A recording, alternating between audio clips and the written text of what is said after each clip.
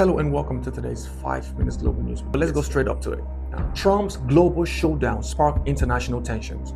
Now, in this early morning news, the US president, obviously we know that, has increasingly been aggressive in his global stance and is causing unease among several nations.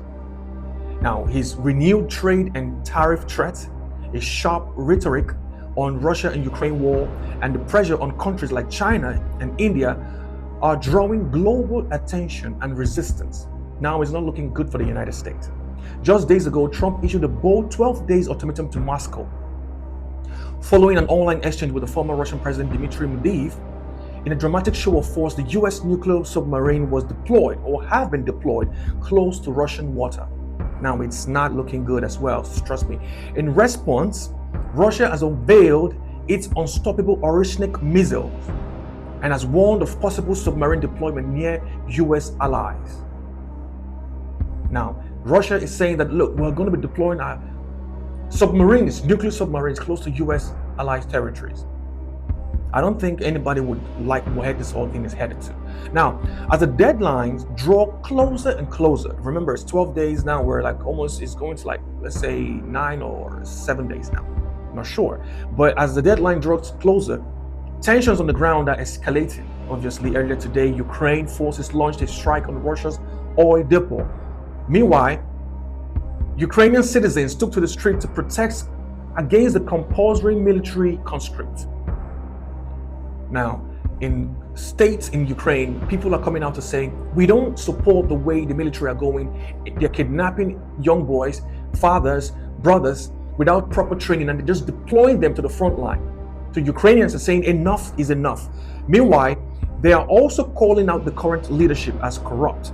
Many funds transferred from other countries to help the citizens, to help the military, is being used for personal gains. All right, so Trump, in his own way, has urged countries like India and China to halt purchases of Russian oil. However, both nations have openly defied this demand, reaffirming their economic ties with Moscow. How can you tell countries like India and China with huge populations not to get oil from a country that they're buying their oil so affordable? Like, I don't get the mathematics right now. You are selling oil as US, you're buying oil from countries, you're telling countries as big as China and India not to purchase oil from Russia, being an old ally. It doesn't work that way. It doesn't work that way. Now, listen to this. In a move that raises eyebrows globally, China and Russia have launched an unprecedented joint naval exercise. It's going on at this point.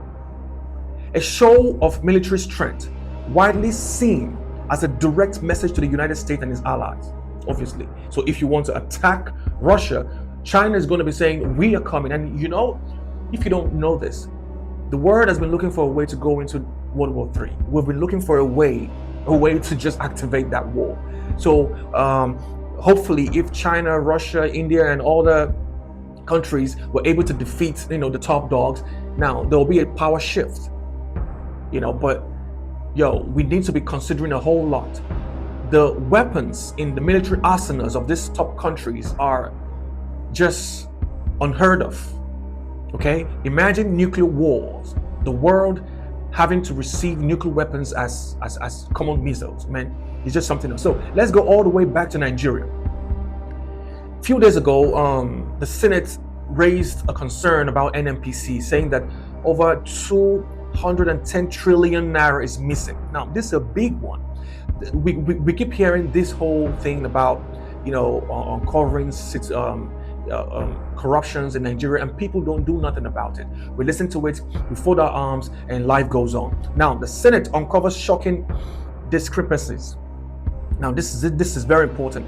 Now, the Senate has uncovered a staggering 210 trillion discrepancies in the audit account of the Nigerian National Petroleum Company, NNPC. Despite the shock revelation, no arrests have been made, no officials held accountable. Despite how huge this we're talking about is Nigerian future. Where is EFCC when you need them? Where is EFCC when you need them? 210 trillion naira just gone like that. No arrest has been made and no official held accountable. Analysts basically are calling this They're saying that this is just corruption. We've been hearing about corruption a long time. When are we going to be held? When are these people going to be held accountable? They are calling it override theft of Nigerian future. Now, this is just stealing the future of the young Nigerians. And I hope the Nigerians will wake up to take situations like this very seriously on judiciary. Now, we've come to the end of our 5-minute segment, so we'll not go above the timing, but don't forget to follow us on all social media handles, mostly our YouTube channel for the full clips. And that's DSNM Network and all social media handles. Thank you so much for watching. God bless you.